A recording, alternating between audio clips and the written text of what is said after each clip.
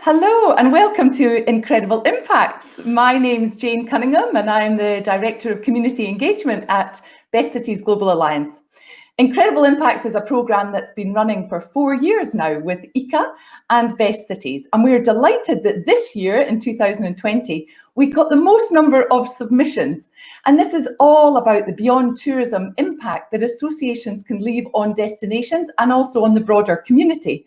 So I'm really delighted today that I've got Kim Thorne here, and she is the Manager of Events at the Australian Institute of Mining and Metallurgy. And it's great that you're here today. Kim, thank you for joining me. Thanks so much, Jane. It's great to be here. Thank you. So basically today it's an opportunity to hear from you, to hear about your submission, because with these submissions, we really hope that you can help inspire other associations and also just to share your story, your journey of impact. So just to kick things off, can you tell everyone a bit more about your legacy programme and the specific impacts that were achieved? Yeah, of course. And I guess just to start with a bit of a background. So I guess the Australian mining industry currently employs almost 250,000 people in Australia, which accounts for about 2% of the total workforce. So the main resources that Australia exports are coal, iron ore, gold, aluminium and nickel, with its major markets now being in Asia. So with Australia, we actually are home to several large multinational mining companies, including BHP, Rio Tinto, Fortescue Metals, Newcrest Mining, South 32 and Evolution Mining, so quite a few. Mm-hmm. So it is a really big sector within Australia. So the Australasian Institute of Mining and Metallurgy, or we refer to it as the AusIMM, has a really long standing history of providing world-class personal and professional development to people working in the mining sector and helping them to really build a long-standing career both in Australia and internationally. So in June and July this year, AusIMM actually delivered an online conference for young professionals in the global mining industry called the New Leaders Online, which is what our submission was. Mm-hmm. The online platform increased the reach of our event to students and young professionals in developing countries, so including Ghana, Indonesia, Philippines, and many others. The AusIMM was able to attract 42 university students from Ghana alone, which was absolutely amazing, which we wouldn't have been able to achieve with an in-person event. And they will now be able to benefit with the increase in skills and knowledge to build their mining career and have a positive and lasting impact on their local community as well.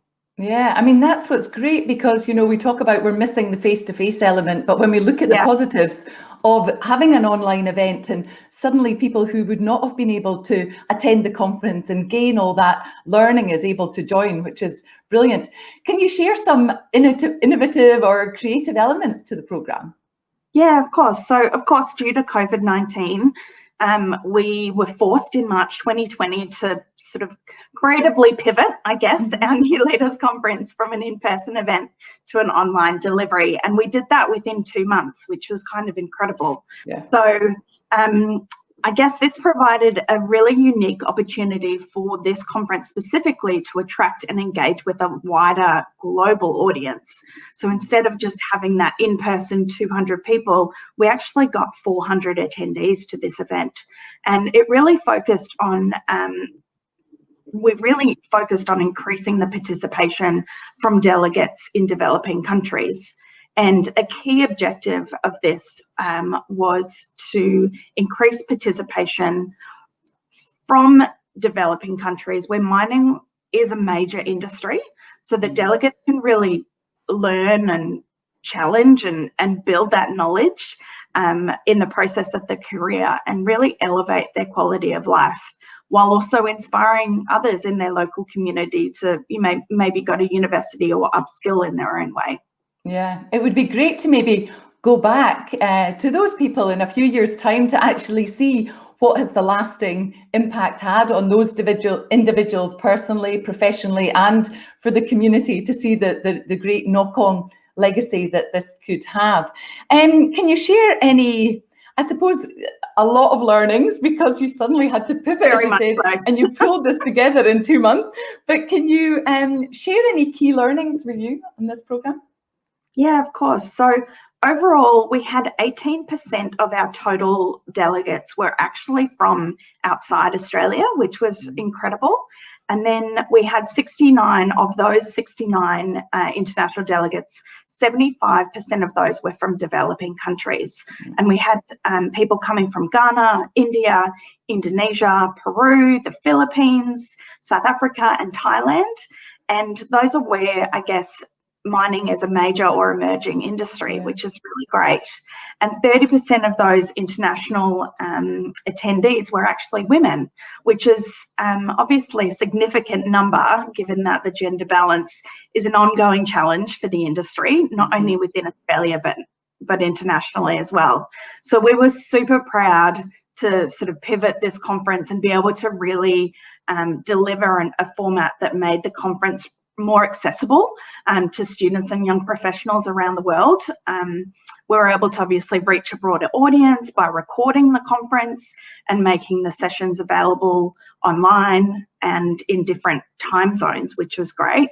And then also our impactful program also showed great potential to develop the knowledge and skills of those young professionals, to give those a real impact in their local community as well. Yeah, no, it must be so exciting for you to go to pretty much doubling the numbers and then having a whole lot of people that you didn't expect to be there. Great to hear that so many more women joined. I saw from your website, one of the programs you do is around women leaders and women on boards. So again, there's so many areas that you've managed to achieve that ties in directly with the UN Sustainable Development Goals, which is just wonderful to hear. And I think the more associations understand the kind of activities they're doing makes a real difference in society, progressing society, and also the environments we live in. It's really wonderful to hear the story. So I suppose looking into the future, do you have any thoughts on what you may improve on? You've already got this great platform. It must be hard to consider next steps and make sure that you're including these people that have joined up for 2020. But yeah, what would you like to improve on in the future?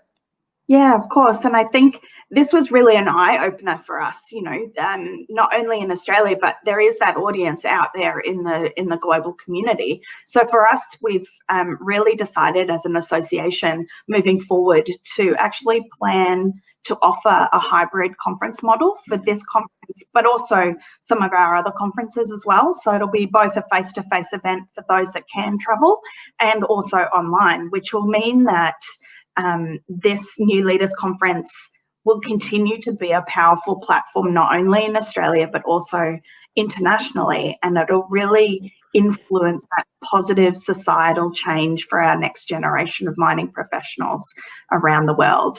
And I mean, of course, we'd like to increase the number of attendees to the conference. Now that it's the first year that we've run it online, obviously wanting to increase those numbers, and also to really target those women as well that are sort of coming up through the ranks in especially the young professionals, to be able to really attract those as well. And I think one of the big things that we were discussing recently was perhaps inviting a young female speaker as well from a developing nation to present at the conference itself.